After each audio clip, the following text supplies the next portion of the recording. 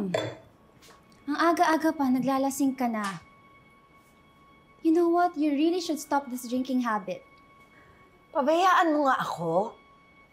Trixie, itong alak na lang. Ito na lang ang nagbibigay ng comfort sa akin. Pabayaan mo na ako para makalimutan ko yung mga problema ko. Mom, I don't understand.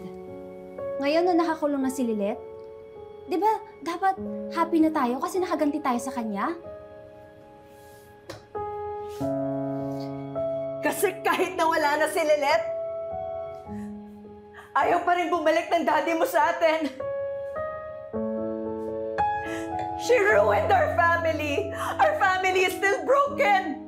Kaya deserve ng Lilet na yan na nasa kulungan siya. And I really hope that she suffers and she goes through hell every minute of every hour of every single day.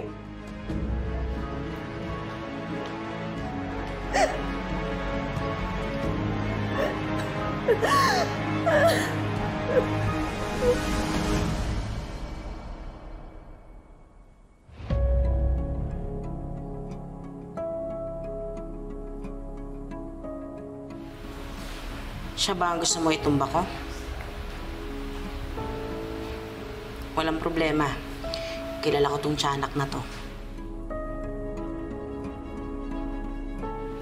Ako nang bahala dito. Abangan mo na lang sa balita ang pagkamatay ng Lilet na to. Huwag ka rin mag-alala. Malinis ako magtrabaho.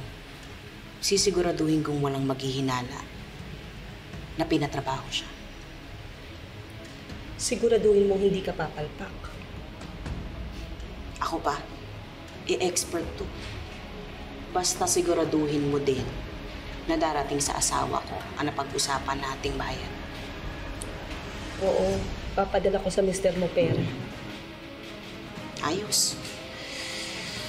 Pero, matanong ko lang ano bang atraso nitong Lilet na to sa inyo? At bakit gusto mo ipatumba? Huwag ka na maraming tanong. Gawin mo na lang ang trabaho.